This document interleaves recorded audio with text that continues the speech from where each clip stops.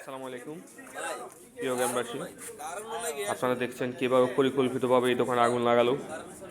যে দোকানে গ্যাস নেই, যে দোকানে বিদ্যুৎ নেই, সেই দোকানে কিভাবে আগুন লাগলো, কোত্থেকে আগুনের সূত্রপাত হলো।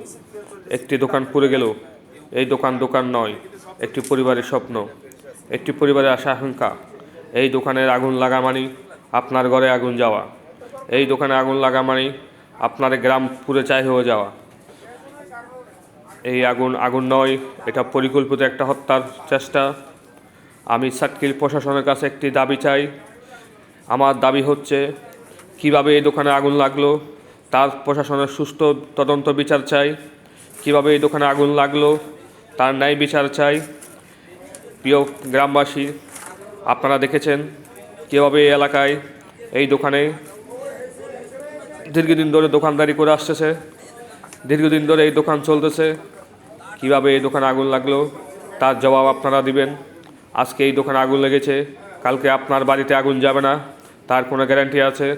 কালকে আপনার ঘরে আগুন যাবে না তার কোনো গ্যারান্টি আছে? তাই আসুন, প্রতিবাদ করুন, ন্যায় বিচার করুন, সন্ত্রাসীদের চিহ্নিত করুন। এই আগুন কিন্তু আপনার বাড়িতে পৌঁছাতে বেশি সময় লাগবে না। এই আগুন কিন্তু আপনার ঘরে পৌঁছাতে বেশি সময় লাগবে না। তাই বজ্রকণ্ঠে আওয়াজ তুলুন, আসুন প্রতিবাদ জানাই, প্রতিবাদ করুন। প্রিয় গ্রামবাসী, আপনাদের কাছে আমার একটি জবাব চাই, আপনারা প্রতিবাদ করে